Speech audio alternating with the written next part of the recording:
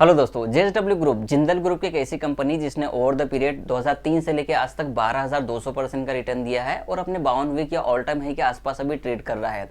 एक इन्वेस्टमेंट और holding company इस तरीके से एलसीडी इन्वेस्टमेंट थी। जिस तरीके से वो शेयर भागा उस तरीके से इसमें भी और प्राइस मतलब इसके बुक वैल्यू और मार्केट वैल्यू में डिफरेंस है, उसी को ये भी कवर करने की कोशिश कर रहा है। 24,500 24,800 के आसपास इसका बुक वैल्यू है और अभी 7,300 पर ट्रेड कर रहा है। आई होप कि ये स्टॉक काफ़ी अच्छा चल सकता है। तो इसी के financial fundamentals, promoter holding, public holding के बारे में बात करेंगे, फिर टेक्निकल्स पर भी चलेंगे। तो जल्दी शुरू करते हैं। ग्रुप का नाम है Nalwa Sons Investment Limited, NSIL। ये NSE और BSE दोनों पर लिस्टेड है। बेसिकली कंपनी इन्वेस्टमेंट करती है स्टॉक्स में, सिक्योरिटीज़ में, इंडिया में भी और बाहर भी। मैं आपको एक बात बताता हूँ, ये अपने ग्रुप ऑफ कंपनीज में भी इन्वेस्टमेंट करती है। जो इनका कंपनीज का ग्रुप है, जैसे जेएसडब्ल्यू की जितनी भी कंपनीज हैं उनमें से कुछ कंपनीज में इसकी हिस्सेदारी है। तो आप बोल सकते हैं कि ग्रुप ऑफ कंपनीज में इन्वेस्टमेंट करती है कंपनी और बाहर भी कंपनी इन्वेस्टमेंट करती है। चलो, ये कुछ कंपनीज हैं जेएसडब्ल्यू ग्रुप की, मैंने सोचा आपके लिए फाइंड करके रखूं। आपको अगर जानकारी ना हो तो मैंने सोचा बता दूं। जेएसडब्ल्यू ग्रुप की ये सारी कंपनीज हैं, इनको आप लिख सकते हैं। और ओपी प्रकाश जिंदल, मतलब ओम प्रकाश जिंदल उनका पूरा नाम था। ये जो कंपनी है, द ग्रुप हैज़, मतलब जो जेएसडब्ल्यू ग्रुप है, has manufacturing facilities in India, the US, UK, middle east, Indonesia और ऑल्सो माइनिंग क्या है कंसेशंस इन चिले, इंडोनेशिया, साउथ अफ्रीका और मोजाम्बिक। यहाँ पर इनकी मैन्युफैक्चरिंग यूनिट्स है। कंपनी इन्वेस्टमेंट है, NBFC, नॉन बैंकिंग फाइनेंशियल बोलते हैं उसको, और एक इन्वेस्टमेंट कंपनी है।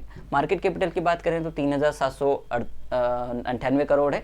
करंट प्राइस है 7,390 रुपये, जहाँ पर सर्किट लगा हुआ है।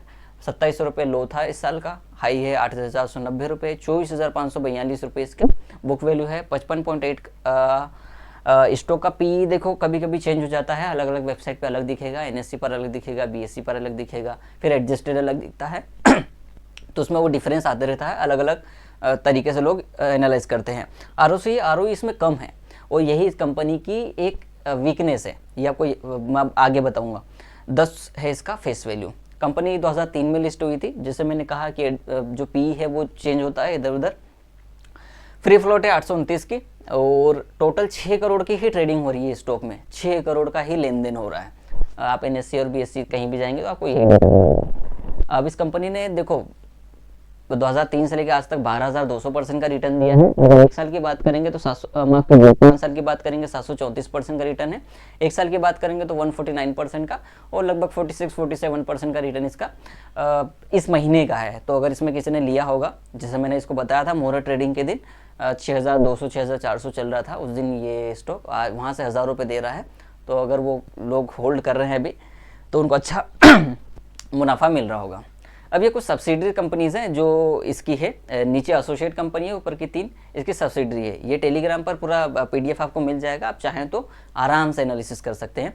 प्रमोटर के पास 55.62% है, पब्लिक के पास 38.89% है। और कोई भी होल्डिंग यहाँ पर आप देखेंगे कि प्लेस थी पहले, अब नहीं है ये। अब हाँ देखो, सितंबर दिसंबर में प्लेस थी होल्डिंग 24.36, अब प्लेस नहीं है। तो ये एक अच्छी पॉजिटिव चीज़ है। प्रमोटर के पास 55.62 है, पब्लिक के पास, मैं शेयर के हिसाब से बताता हूँ कितने शेयर। ये देखो सेकंड वाले में यहाँ पर आपको दिखेगा कितना किसके पास है। 28,56,490 शेयर जो कि प्रमोटर और प्रमोटर ग्रुप के पास है। और ये टोटल इनके पास 51,36,163 शेयर है जो कि 100% इक्विटी है। इतना परसेंट है और इतने नंबर ऑफ शेयर है, इतने इतने लोगों के पास। आप चाहें तो देख सकते हैं। और ये एक और चीज़ अगर देखनी हो आपको, फिजिकल फॉर्म में 8,447 शेयर है। ये आप देखना चाहो तो देख लेना। यहाँ पर ये वाला मत देखो, इसके नीचे वाला देखना। ये वाला 2023 और 2024 का है, स्टैंड अलोन और कंसोलिडेटेड। स्टैंड अलोन मतलब कि अकेले बंदे का, अकेली कंपनी का रिजल्ट, और ये सब्सिडीज और एसोसिएट के साथ वाला है। तो इसको मैं नेक्स्ट वाले में बताता हूँ। 2023 से 2024 में इसकी प्रॉफिटेबिलिटी पे थोड़ा सा, अब बोले ना कि एक डेंट आया है। उससे पहले बाकी सब ठीक ठाक चल रहा था। 2030 तक आप देखेंगे कि रेवेन्यू, एबिटा सब ठीक ठाक चल रहा था। Profit before interest and tax बढ़िया चल रहा था। यहाँ पर देखो 23 तक ये सब कुछ बढ़िया चल रहा था। अर्निंग पर शेयर ठीक ठाक था। लेकिन 2024 में ये थोड़ा सा घटा है। अब इनकी AGM है या मैं बैठक है 14 नवंबर को रिजल्ट्स के लिए, तो बहुत जल्दी इसके रिजल्ट आने वाले हैं, तो थोड़ा रुक जाना। रिजल्ट अगर अच्छे आते हैं तो भी आपके लिए अच्छी बात है, क्योंकि तब भी शेयर अच्छा ही चलेगा। लेकिन ख़राब आता है तो डिप मिलेगी और वहाँ पर आप ले सकते हैं, वो आपके लिए एक अच्छा अवसर होगा, अपॉर्चुनिटी होगी, जहाँ पर आप बाय कर सकते हैं शेयर्स को। देखो बुक वैल्यू बहुत कम है और प्रमोटर के पास 55% हिस्सेदारी है, मतलब सबसे ज़्यादा वोटिंग राइट प्रमोटर के पास है, तो ये अच्छी चीज़ है। लेकिन मैंने जैसे कहा कि ROC और ROE इसका बहुत कम है, ये इसका नेगेटिव पॉइंट है। टेक्निकल्स पर बात करें तो ये अब देखेंगे कि 2006 को हाई को इसने निकाला था 2023 में, और फिर इसने कितना शानदार रिटर्न दिया। अगर आप इसके लो की बात करेंगे तो 2400 2500 है, वहाँ से ये 3 गुना हो चुका है, 25 या 7500 रुपये, वहाँ से 3x हो चुका है स्टॉक। तो अब यहाँ पर किस तरीके से ट्रेड कर सकते हैं वो समझिए। देखो ट्रेड करने के लिए या तो इसको CMP से आप बाय कर लें और नीचे 6000 का स्टॉप लॉस लगा दें, क्योंकि ये स्विंग लो 5000 है, वो रिस्क रिवॉर्ड बहुत ज़्यादा होगा। 6000 लगाएंगे तो आपको 1300 पॉइंट की डिप दिखेगी नीचे, मतलब स्टॉप लॉस जो होगा 1300 पॉइंट का होगा, और आपको टारगेट आपको 1000 पॉइंट, और ये जैसे ही इसको निकालेगा तो आपको हो सकता है, क्योंकि इसकी बुक वैल्यू 25,500 रुपये बता रही है, तो उस हिसाब से तो स्टॉक काफ़ी सस्ता है, लगभग 3x 3 गुना सस्ता है स्टॉक, क्योंकि यहाँ 7 या 21 से भी ज़्यादा 3.5 गुना, तो ऑलरेडी सस्ता है।